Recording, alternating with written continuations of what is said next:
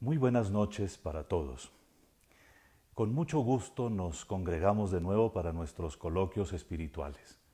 Nos ponemos en las manos de Dios, que siempre nos ayuda, que siempre nos escucha y sobre todo que está aquí con nosotros.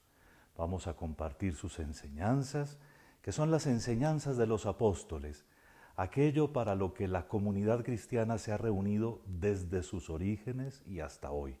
Compartir la enseñanza de los apóstoles, para celebrar la Eucaristía, para hacer obras de caridad, en fin, para eso nos reunimos. Hoy para escuchar la enseñanza de los apóstoles. Mientras terminan de reunirse los que van llegando poco a poco, siendo la hora precisa, pues quisiera simplemente retomar algunas ideas de lo que hemos visto hasta ahora, como lo hemos hecho sucesivamente. Creo que ustedes ya han notado la gran importancia que tiene el Sermón de la Montaña en la educación de los discípulos de Jesús. En la educación de los que quieren ser discípulos y misioneros de Cristo, el Sermón de la Montaña es imprescindible. Los capítulos 5, 6 y 7 de San Mateo son una regla de vida. Son, como lo llamamos muchísimas veces, la constitución del reino de Dios, aquello de lo cual sale todo lo que es la vida de los cristianos. En el Sermón de la Montaña privilegiamos las bienaventuranzas por su condición, porque son ellas como los nuevos caminos por los que el Señor Jesucristo quiere que orientemos nuestra existencia.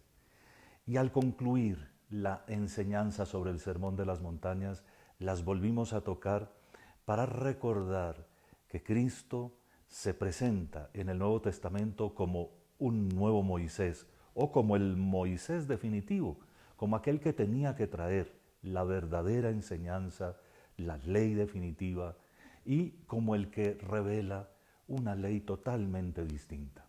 Precisamente es maestro y es rey. Es el que nos revela con el Sermón de la Montaña cuál es el verdadero reinado y cómo le pertenece a Dios. Entre otras cosas, le pertenece a Dios por los caminos más impensables, porque es el reino de aquellos que son sencillos y humildes, de aquellos que saben depender de Dios y que no importa si viven de este lado de una frontera o del otro lado de la frontera, tienen el mismo rey y disfrutan de la misma protección, de los mismos derechos, de los mismos gozos que disfrutan todos los de ese reino. De hecho, uno de los conceptos más difíciles del Nuevo Testamento, no porque sea complicado, sino porque nosotros no tenemos referentes mentales precisos, es el concepto del reino de Dios. Y por supuesto, tratar de compararlo con un reino moderno no funciona. Aunque todavía hay algunos países que tienen régimen monárquico, la comparación sale de su ámbito y no nos sirve mucho. Por eso tratamos de comparar el reino de Dios con la historia de la salvación para entender que lo que Israel en el principio se pidió y forzó un poco para conseguirse, que fue un rey terreno, no era el plan original de Dios, que Dios nuestro Señor concedió para que vivieran como todas las naciones, pero que le encomendó al rey de Israel vivir de su fe, no de su poderío militar. Como no hicieron lo primero, sino lo segundo, fracasaron y en pocos siglos acabaron con la monarquía de Israel. Siempre fue un pueblo sometido con la ilusión de recuperar su propio reino y que nunca lo recuperó. Sin embargo, los profetas habían anunciado que Dios respondería por eso y que les daría un rey, entre otras cosas, del mismo linaje del rey David, es decir, en sucesión verdaderamente real, en sucesión monárquica, humana, como se suceden unos a otros, padres a hijos, en los reinados que conocemos. Aparece Jesús, que de todo tiene cara, menos de rey, de soberano, no es violento, no quiere una renovación política y militar de la nación y sin embargo arrastra consigo a muchas multitudes que nadie más podía hacer mover. Y muestra que hay un reinado en el que la verdad, la misericordia, la justicia, la enseñanza verdadera, el conocimiento de Dios, la recepción del infinito amor del Padre son los constitutivos reales. Hoy vamos a seguir hablando de ese reino de otra manera distinta. Y seguramente la imagen del reino de Dios va a comenzar a salir de ahora en adelante de muchas formas, sobre todo si nosotros tratamos de comprender que no tiene que ver con límites geopolíticos, que no tiene que ver con posturas humanas, sino que es el sometimiento libre, entre otras cosas creativo, productivo y que eleva de las personas que realmente son creyentes y que se entregan a Dios nuestro Señor, entonces lo comprenderemos. Y repito la frase con la que inicié, no importa que uno viva de este lado de la frontera o de aquel lado, si pertenece al reino de Dios, pertenece al mismo exacto reino que no es de este mundo, que los que están aquí o los que están allá, que los que son de una forma de ser y los que son de otra, que los que a veces se tratan de dividir por ideologías, por partidos políticos, por posturas frente a la vida. Si pertenecemos al reino, somos todos del reino de Dios. Vamos buscándolo, vamos buscando ese reino. Espero que ya todos reunidos, o por lo menos el grupo grande de los que vamos a estar juntos en esta ocasión, pues ya podamos entrar, como siempre, con una oración que hoy he decidido tomar del Salmo 64. Los invito a que me acompañen entonces, poniéndose en presencia de Dios de la manera más piadosa posible, en el nombre del Padre, y del Hijo, y del Espíritu Santo. Amén. Señor, tú que de tantas maneras nos dices que nos amas y que nos congregas para que constituyamos un reino para tu Padre, ayúdanos a comprender tu palabra y tus misterios. Y ya que te acabamos de celebrar como Rey del universo, te pedimos que nos ayudes hoy a comprender que tu reinado es el reinado del tiempo y del espacio, de todas las dimensiones que son humanas, y que es reinado válido y perenne, tanto aquí en la tierra como en el cielo. Padre nuestro que estás en el cielo, santificado sea tu nombre, venga a nosotros tu reino, hágase tu voluntad en la tierra como en el cielo. Danos hoy nuestro pan de cada día, perdona nuestras ofensas como también nosotros perdonamos a los que nos ofenden. No nos dejes caer en la tentación y líbranos del mal. El Salmo 64 dice lo siguiente y lo vamos a seguir con corazón orante, es decir, en nuestro corazón oyéndolo con profundidad o inclusive repitiendo mentalmente las frases. Oh Dios, tú mereces un himno en Sión y a ti se te cumplen los votos porque tú escuchas las súplicas. A ti acude todo mortal a causa de sus culpas. Nuestros delitos nos abruman, pero tú los perdonas. Dichoso el que tú eliges y acercas para que viva en tus atrios. Que nos saciemos de los bienes de tu casa, de los dones sagrados de tu templo. Con portentos de justicia nos respondes, Dios Salvador nuestro, tú, esperanza del confín de la tierra y del océano remoto. Tú que afianzas los montes con tu fuerza ceñido de poder, tú que reprimes el estruendo del mar, el estruendo de las olas y el tumulto de los pueblos. Los habitantes del extremo del orbe se sobrecogen ante tus signos, y a las puertas de la aurora y del ocaso las llenas de júbilo. Tú cuidas de la tierra, la riegas y la enriqueces sin medida. La acequia de Dios va llena de agua, preparas los trigales, riegas los surcos, igualas los terrones, tu llovizna los deja mullidos, bendices sus brotes, coronas el año con tus bienes, las rodadas de tu carro resuman abundancia, resuman los pastos del páramo y las colinas se orlan de alegría, las praderas se cubren de rebaños y los valles se visten de mieses que aclaman y cantan. Gloria al Padre y al Hijo y al Espíritu Santo, como era en el principio, ahora y siempre, por los siglos de los siglos. Amén.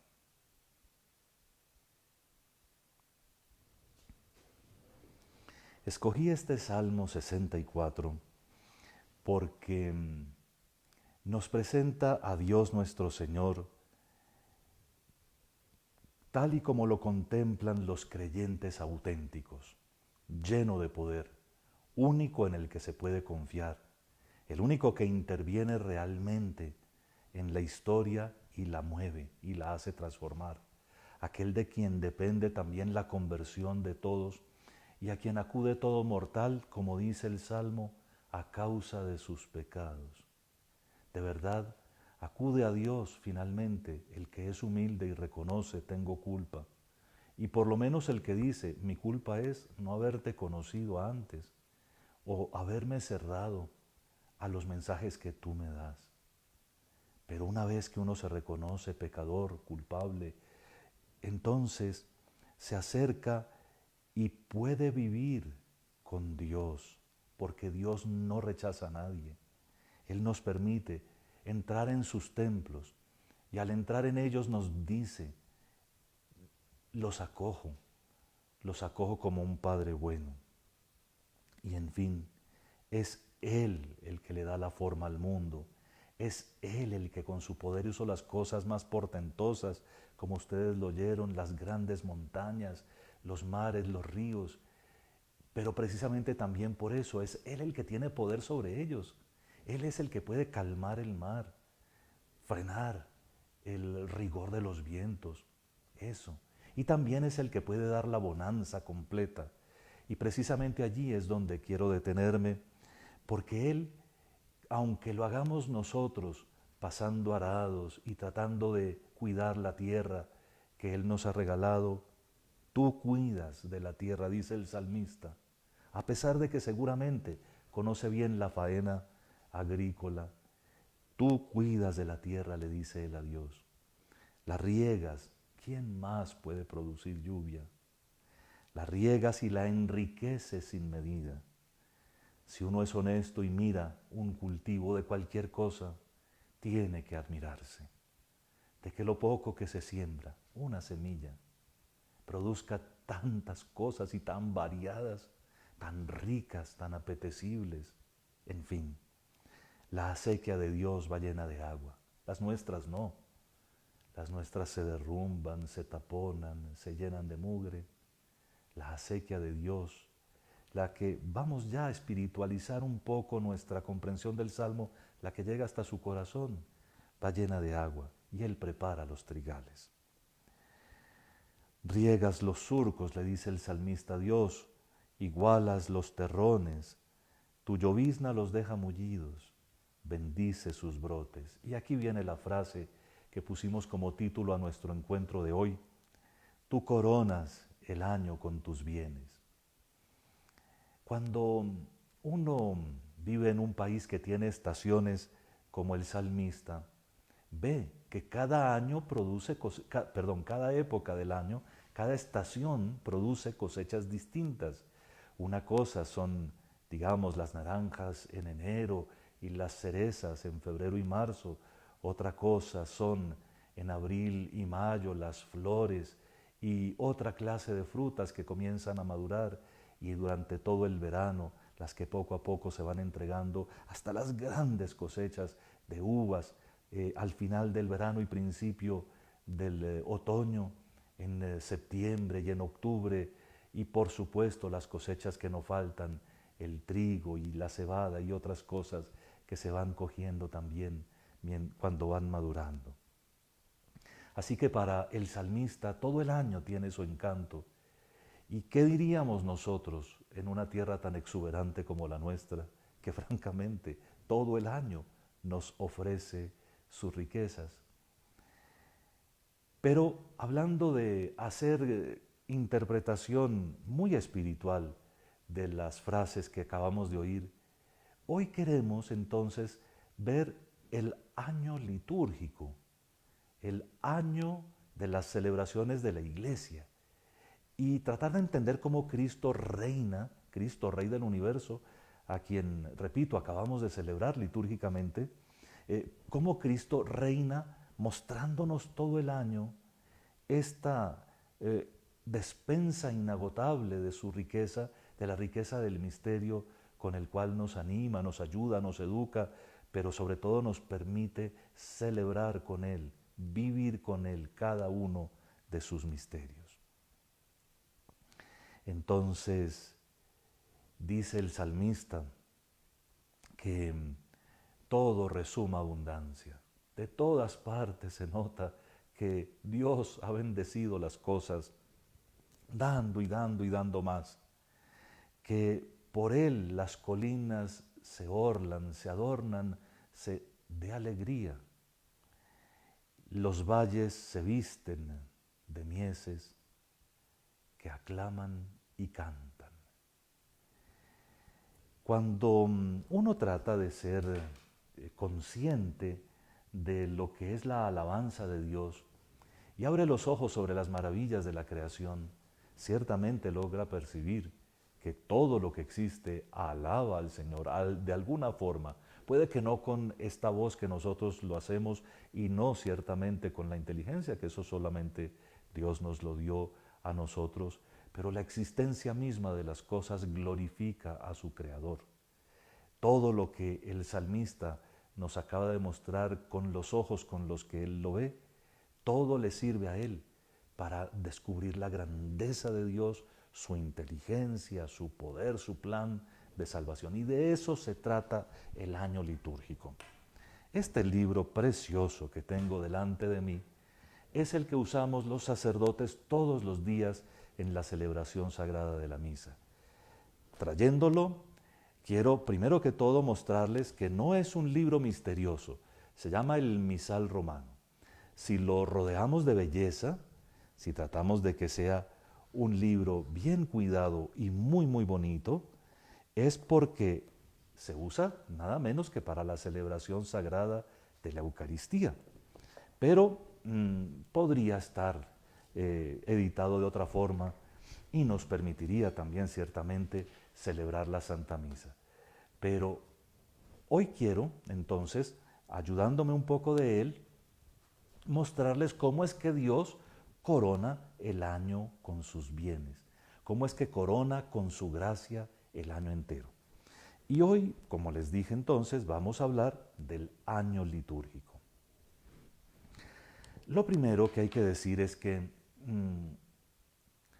cuando pensamos en liturgia, es una palabra que oímos de vez en cuando, hay allí un concepto que entender.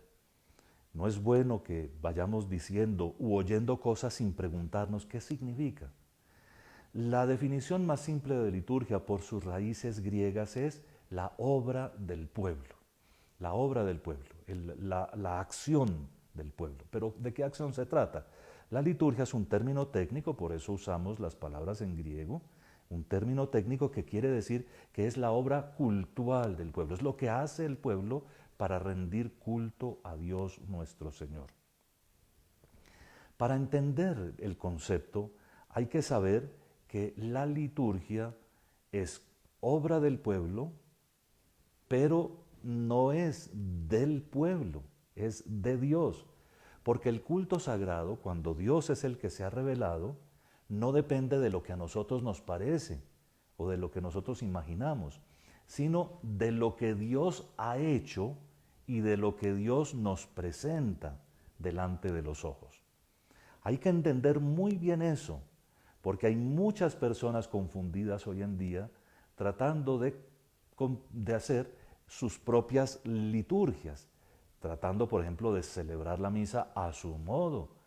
Y como les he dicho otras veces, incluso tristemente entre algunos sacerdotes que no sabemos si es por ignorancia o por cansancio o por cuál otro motivo, ya no hacen las cosas como aprendieron a hacerlas.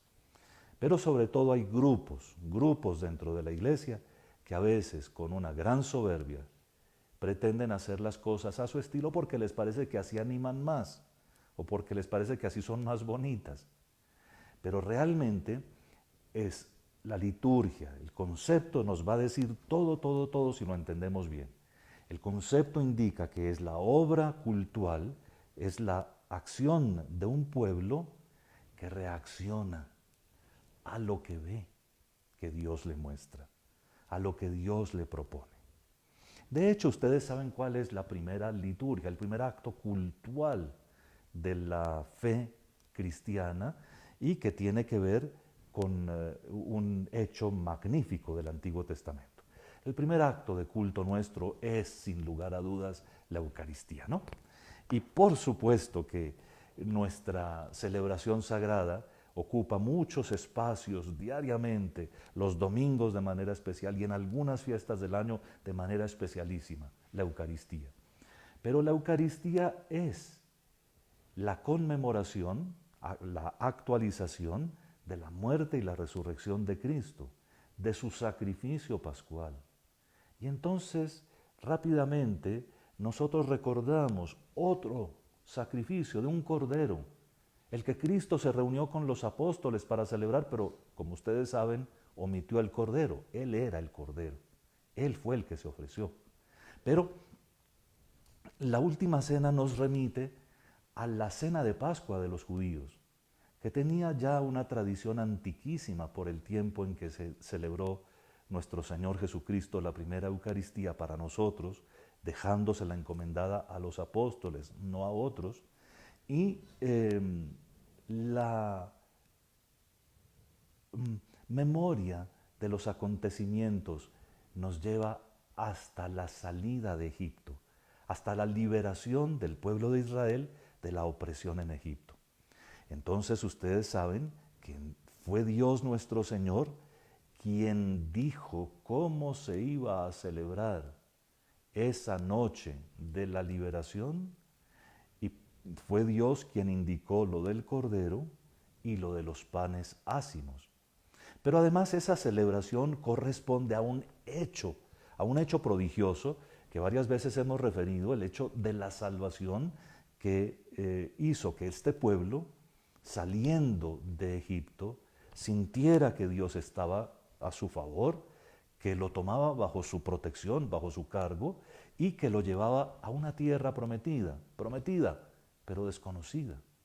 Y a esa tierra se encaminaron, siguiendo el camino más tortuoso y difícil para que no los alcanzaran, y sin embargo la tropa del ejército más poderoso del mundo se vino detrás de ellos. En ese momento Egipto era, como decir, una gran potencia en el día de hoy, no quiero ni mencionarlas, pero lo que piensen ustedes de las potencias militares más grandes del mundo, eso era Egipto.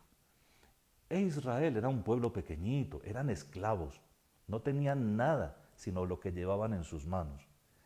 ¿Y qué opinan ustedes de sentir uno que no tiene ningún recurso, que lo único que lleva es lo que tiene puesto y que detrás viene a capturarlo el ejército más poderoso del mundo con la artillería más moderna, por supuesto, en esa época, y los carros de batalla más modernos en esa época, y en fin, con todo el poderío militar del pueblo más desarrollado del mundo contra uno de los más insignificantes?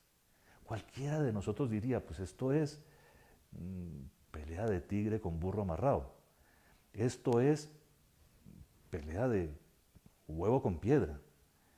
Y sin embargo, Dios abrió posibilidades donde no existían, el mar se separó, El pueblo pasó al otro lado, caminando a la orden de Dios, y luego Dios nuestro Señor devolvió las cosas a su estado normal. Y solo porque estuvieron en su estado normal, el mar cubrió otra vez su cauce, en fin, todo volvió a la normalidad. El pueblo de Israel, bajo el mando de Dios, aquí entendemos lo que es un rey, bajo el mando solo de Dios, venció al ejército más poderoso del mundo. Eso es lo que se experimenta cuando se experimenta la salvación, también la nuestra. Por supuesto, nuestro Egipto, nuestro esclavo, nuestro esclavizante, el que nos esclaviza a nosotros, es distinto. Y por supuesto que nuestra liberación tal vez no es la del paso de un mar por el fondo seco, pero sí hay algo parecido en toda acción de liberación que Dios hace con nosotros. Nos libra de todo lo que de verdad nos oprime y de verdad nos hace experimentar una alegría como la que sintió el pueblo hebreo con la salvación. Ahora, esto queda grabado en la memoria de un pueblo. Por supuesto, así como quedará la pandemia grabada en nuestra memoria. Y eso que quedó grabado en la memoria del pueblo, que Dios hizo por él, es lo que celebran. Entonces el acto cultual tiene un acontecimiento que es hecho por Dios, protagonizado por Dios, pero además del acontecimiento, unas formas rituales que también Dios dio al decir cómo se hacía. No perdamos eso de vista, porque si queremos entender lo que es la liturgia, no podemos pensar ni por un instante que hay un grupo de personas por ahí pensando cómo organizar esto y cómo volverlo a hacer y a ver que quede más chévere para nuestros días y todo lo demás, porque no es así. Este es patrimonio de la Iglesia que a través de los siglos, viendo por supuesto el mandato de Dios, primero la acción, ¿no? Como dijimos con lo de Israel, primero el acto, y el acto es el de la muerte y la resurrección de nuestro Señor Jesucristo, el triduo pascual, que diremos enseguida. Ese es el momento fundamental de todo el año. Jueves por la noche, jueves santo por la noche, viernes santo, sábado santo y domingo de resurrección. Ese es el triduo pascual. El misterio pascual de la muerte y la resurrección de Cristo son el acontecimiento. Y las formas rituales las dio Cristo en la última cena. Así que atención, que no somos dueños, ni siquiera el obispo, no somos dueños de lo que es liturgia. Dios es el dueño. Y por supuesto que lo entregó a la Iglesia para que lo administrara, pero la Iglesia lo administra con esa conciencia de que viene de Dios y lo tiene que respetar.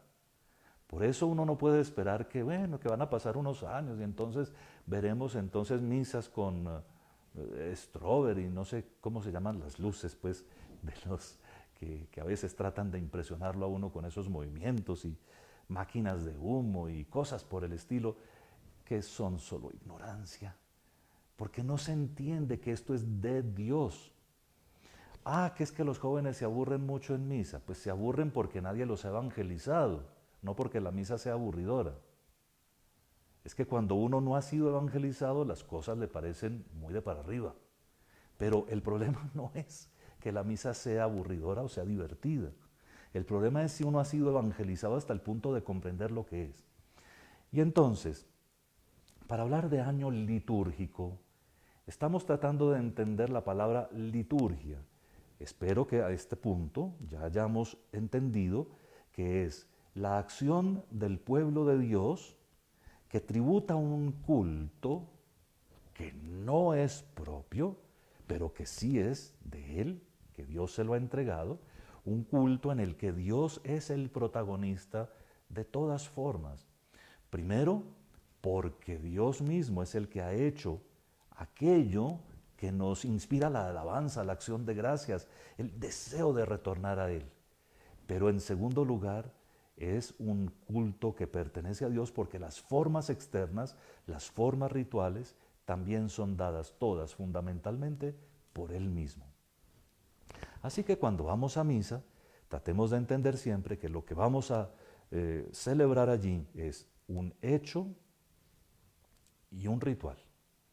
El hecho pertenece a Dios, el ritual lo ha entregado también, en el caso de nuestras celebraciones sagradas, nuestro Señor Jesucristo. Ahora, como hoy quiero mostrar a Cristo reinando durante todo el año y ya hablé del Tríduo Pascual, vamos a comenzar por allí. Entonces nuestro misal romano tiene en su parte más bonita y central la vigilia pascual. La gran vigilia pascual es la celebración que se tiene el sábado santo por mandato de la Iglesia, por mandato de la Sagrada Liturgia, ya entrada la noche, y que es una gran vigilia, larga, con muchas lecturas, con muchos gestos especiales que conmemora la resurrección de Cristo y nos permite celebrarla. Hecho, la resurrección, nos lo presenta de muchas formas, con la luz, con las velitas, con el cirio pascual, primero, luego con muchas lecturas que nos hablan de lo que Dios habla, luego con una liturgia bautismal para que recordemos nuestro bautismo y renovemos nuestras promesas bautismales, y luego con la Eucaristía. Son 4 momentos solemnísimos que hacen una vigilia verdaderamente impresionante. Las explicaciones que da el mismo misal sobre la vigilia pascual son supremamente importantes, son bellísimas realmente. Así que al centro mismo del año, nuestro Señor Jesucristo deja fluir toda su riqueza, su gracia. Tú coronas el año con tu gracia, tú coronas el año con tus dones, coronas el año con tus bienes, todo parte de la vigilia pascual. Bien. La vigilia pascual es el culmen del tiempo más importante del año, que se llama Triduo Pascual. Apréndanse ese nombre, Triduo Pascual. Va desde la tardecita del Jueves Santo, es decir, desde cuando comienza la celebración de la misa de la Cena del Señor, pasando por todo el Viernes Santo y el Sábado Santo, hasta el Domingo de Pascua. El Domingo de Pascua comienza el tiempo pascual. El tiempo pascual va desde el Domingo de Pascua hasta el Domingo de Pentecostés durante 50 días. Por eso también el nombre de Pentecostés. Y si ustedes ven bien, tanto la resurrección del Señor como la venida del Espíritu Santo en Pentecostés ocurrieron en domingo. La Iglesia entonces al año litúrgico le da especial importancia los domingos. La celebración del año litúrgico tiene su fuerte en esos tiempos que son definitivos y cada domingo, porque cada domingo celebramos nosotros, como dice la enseñanza litúrgica de la Iglesia, desde los orígenes apostólicos, desde el mismo domingo de resurrección, la Iglesia celebra cada domingo la resurrección de Jesús. El domingo es importantísimo. El domingo debería convocarnos a todos en la fiesta de la resurrección de Jesús. Y si vemos bien, la organización del año litúrgico depende siempre de sus domingos. Aunque en el centro está el Tríduo Pascual y sobre todo la resurrección de Jesús, aunque es tan importante Pentecostés, los domingos llevan entonces el ritmo. Y la Pascua estará organizada por sus domingos y luego, como lo veremos, también la Cuaresma y el Adviento. Pero en este punto nos interesa reconocer esto, que como cuando uno tiene una piedrecita en un lago tranquilo, en un charco tranquilo, y del centro salen ondas que tocan hasta las orillas y a veces mueven un poco las cositas que están en las orillas. Así, la resurrección de Cristo hace que todo el año litúrgico adquiera vida. Entonces, todo el año litúrgico es para conmemorar el hecho de la muerte y de la resurrección de Cristo y para vivir ese misterio en nosotros mismos. El Papa Pablo VI, que escribe los documentos iniciales de este misal, que es el que estamos usando actualmente, nos recuerda algunas cosas interesantísimas. Por ejemplo, que no se trata de ninguna manera de una sola evocación a través de todo el año de las acciones de Cristo, ni tampoco de recordar hechos pasados. Cuando yo hablo de conmemoración, hablo de un misterio que ocurre solo en la liturgia católica, y es el misterio de la actualización. Así como para los judíos piadosos, la memoria trae al presente los hechos pasados, y así como para cualquiera que de pronto quiera evocar a una persona amada, prácticamente la pone delante de sí o dentro de sí mismo, así para nosotros la liturgia católica, por obra del Espíritu Santo, actualiza el misterio. Los judíos creían eso de la Pascua de cada año, y seguramente hoy todavía lo creen, pero nunca podrían fundamentar como nosotros, teológicamente, con la claridad de la acción del Espíritu Santo, la verdad de la actualización perfecta de cada misterio que celebramos. A tal punto que para volver a la Eucaristía es, no repite, es el sacrificio pascual de la muerte y la resurrección de Cristo, que se actualiza, no se repite. Pero entonces con estos elementos comencemos el año litúrgico en orden. Ya les he dicho varias veces, el año litúrgico no comienza el 1 de enero. El año civil y el año litúrgico no coinciden. El año litúrgico, el de las celebraciones sagradas, comienza con el tiempo del Adviento. El domingo 1 de Adviento es el domingo 30 de noviembre, si cae el 30 de noviembre en domingo, o el domingo más cercano al 30 de noviembre. Y tiene 4 semanas. 4 semanas hasta el día 25 de diciembre. Adviento es desde el domingo más cercano al 30 de noviembre hasta la tardecita del 24 de diciembre. De tal manera que el 24 de diciembre todavía no es Navidad en liturgia. Todavía no es Navidad. ¿En qué se distingue? El Adviento traduce advenimiento, llegada, recuerda 2 misterios. El Adviento recuerda el misterio de la primera venida del Señor en carne y la actualiza para nosotros. El Papa Pablo VI, en el documento que les mencioné al inicio del misal romano, nos recuerda que al presentarnos los misterios del nacimiento y de la manifestación del Hijo de Dios en la carne, la Iglesia quiere que nosotros nos involucremos en esa experiencia, que nosotros con nuestros propios ojos contemplemos el misterio y que lo hagamos tan propio que también en nosotros se obre la renovación propia de aquellos que asimilan interiormente las cosas que celebran.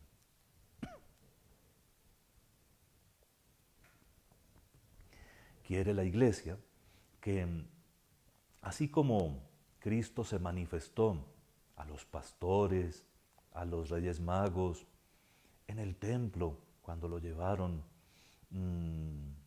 a la circuncisión a los pocos días, o así como se manifestó también en las bodas de Caná y en otras ocasiones, así como se manifestó Él en la transfiguración, así nosotros le pidamos a Cristo que haga de nosotros interiormente aquello que Él es, ya que Él quiso parecerse a nosotros en todo, que nos haga a nosotros parecidos a Él.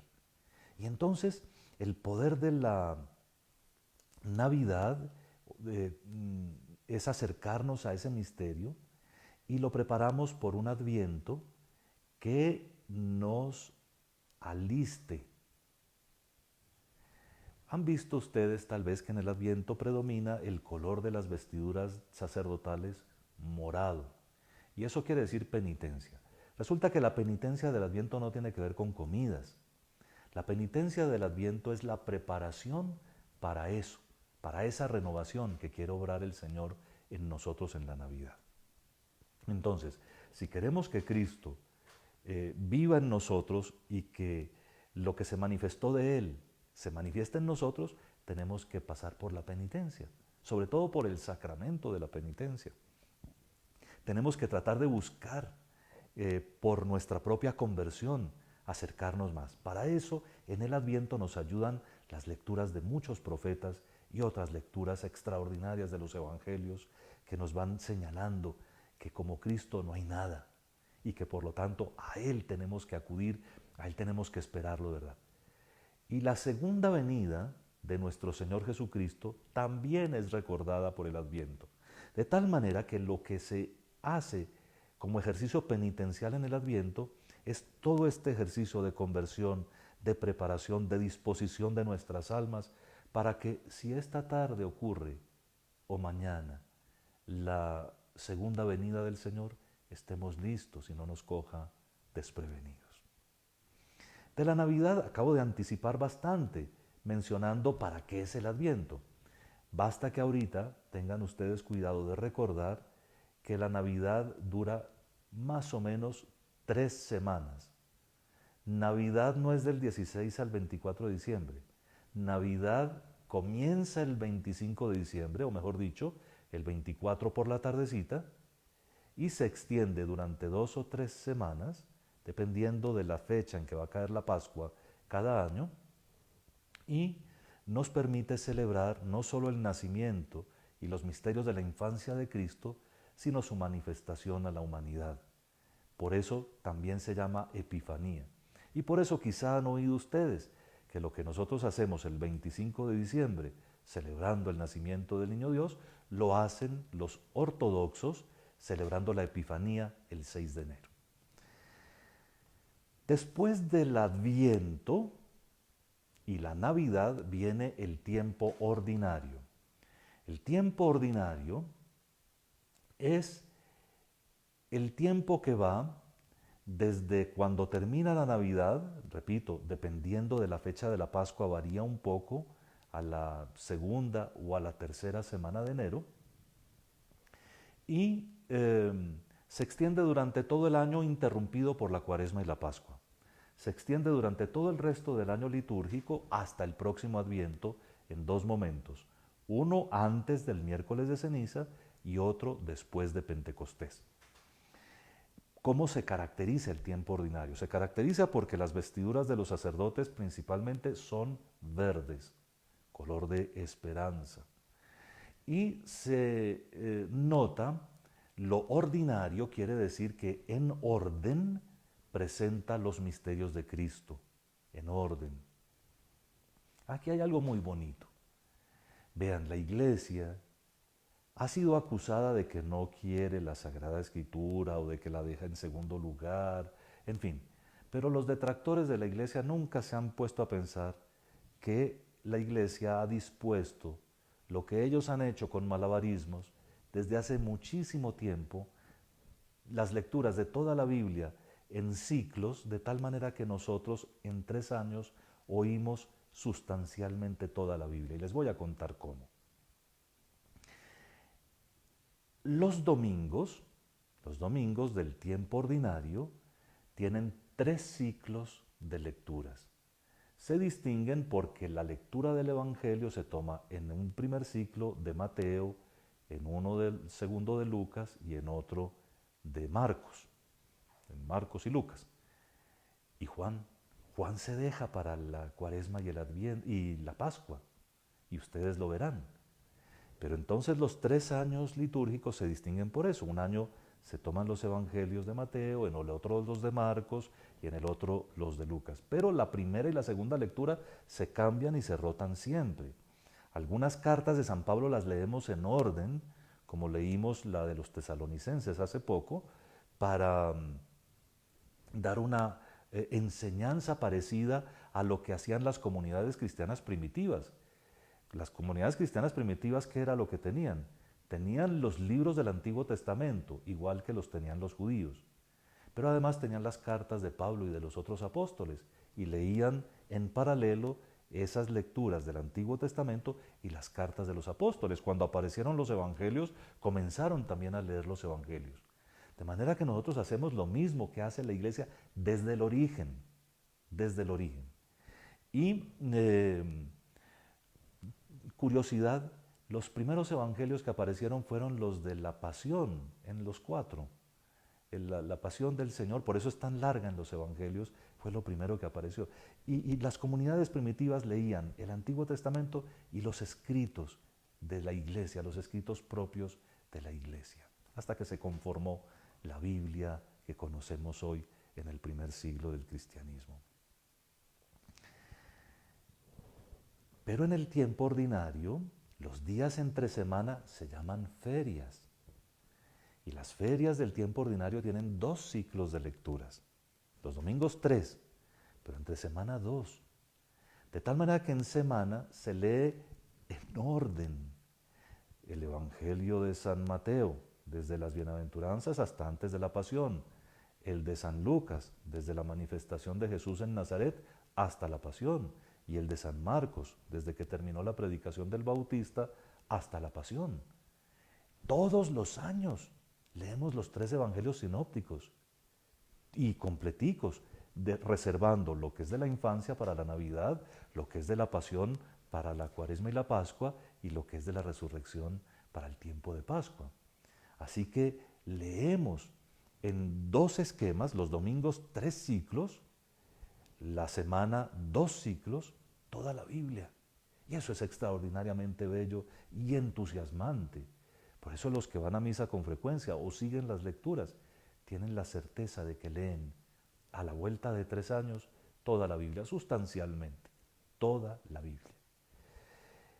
Para mí esa es una de las cosas más bellas del año litúrgico y de los ciclos que tiene la Iglesia. La Cuaresma. La Cuaresma interrumpe el tiempo ordinario para preparar la Pascua. Todo el objetivo de la Cuaresma es la preparación de la Pascua. Son 40 días que responden a una tradición antiquísima y sobre todo al hecho de la preparación de nuestro Señor Jesucristo, de su ministerio público durante 40 días. La Cuaresma es de una penitencia muy estricta, muy juiciosa, que nos llama a una conversión que se trata de renovar nuestra vida entera. Así como uno tiene que pasar por evaluaciones en todas las empresas y en todas las instituciones, y si no pasa las evaluaciones se va. En la iglesia, uno cada año durante la Cuaresma es examinado en sus propósitos, en sus motivaciones, en sus deseos, para que llegue a la vigilia pascual en donde se renuevan las promesas del bautismo con las verdaderas intenciones.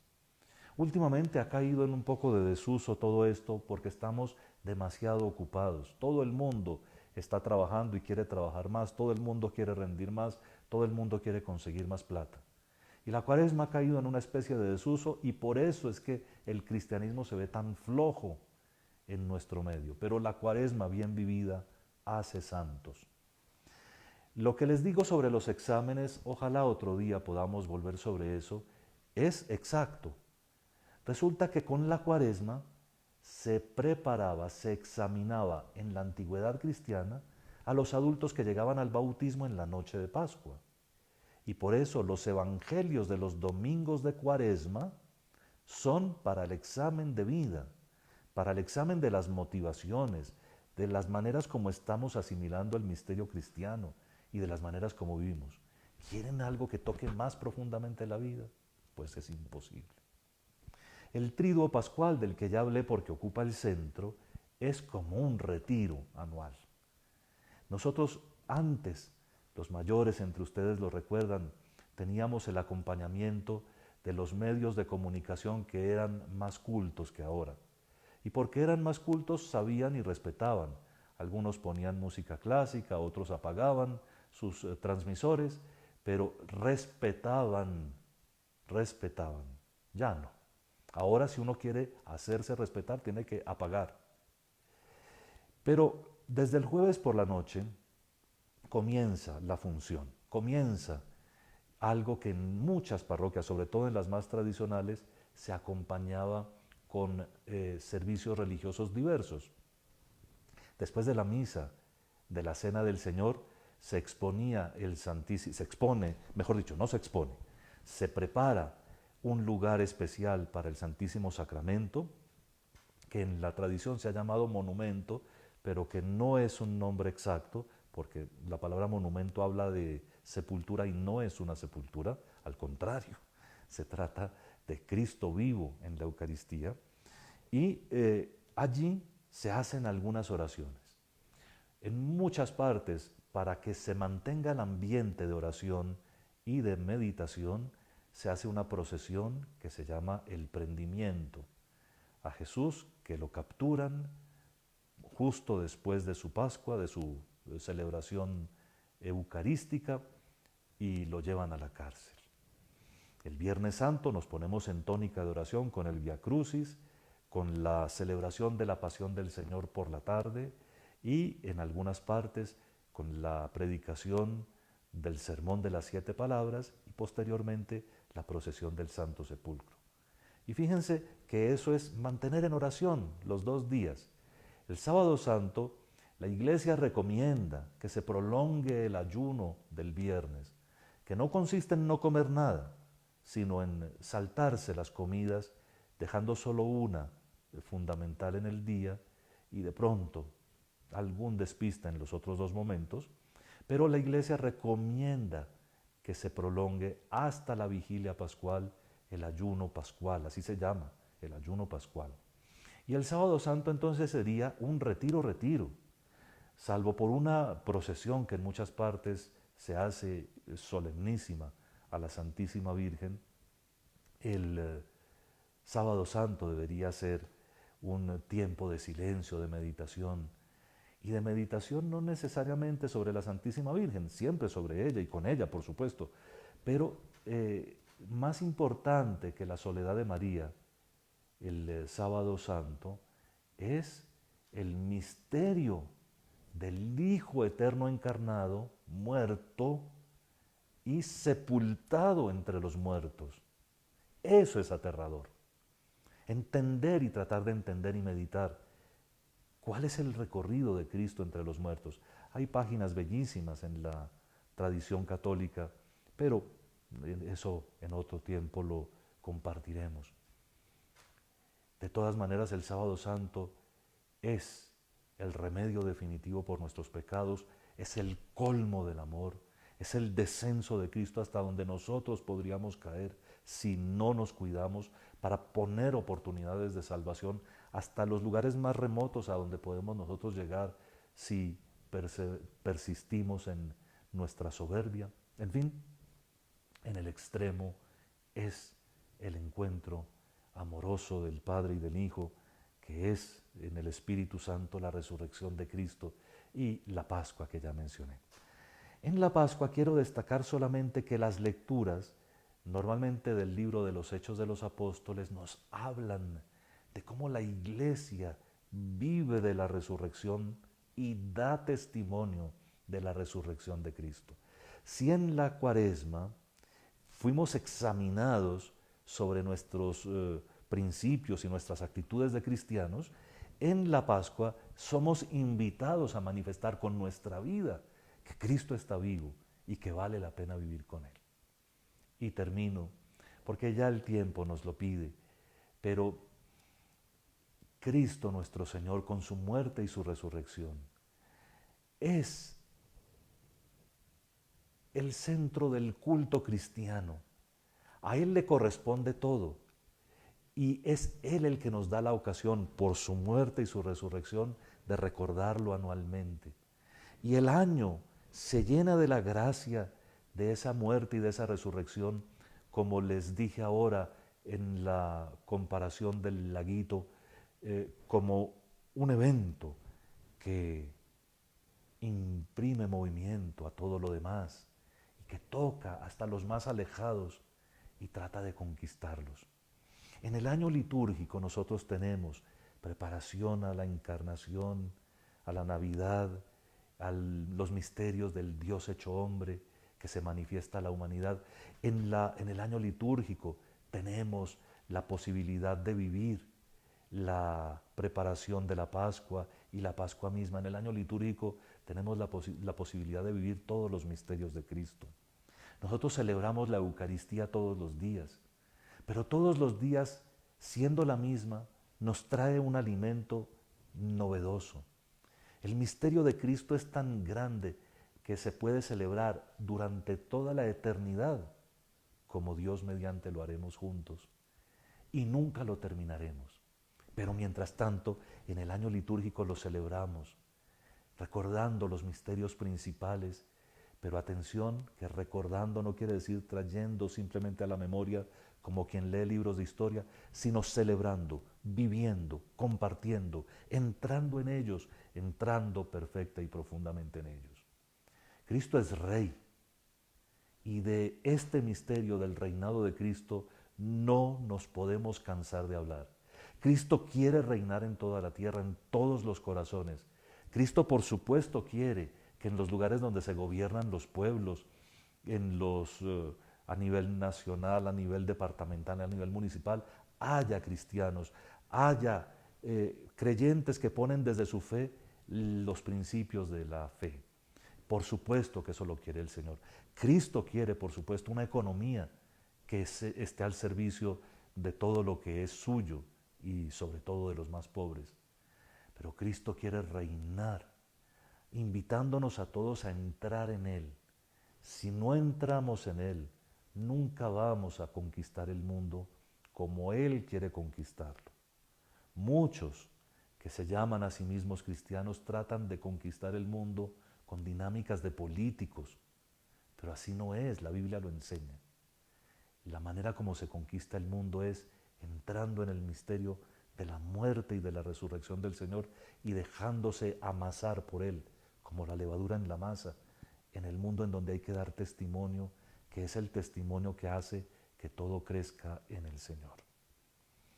Pidámosle al Señor Jesucristo que de verdad corone con su gracia nuestro tiempo, que nosotros aprendamos a vivir el misterio del año litúrgico con entereza, con alegría, y que siempre entendamos que la Sagrada Liturgia es un regalo del cielo, no es una posesión de los hombres, y que por lo tanto lo celebramos como ustedes ven por el tamaño de nuestro misal, lo celebramos como lo enseña y lo indica la Iglesia y no como nos parece a nosotros.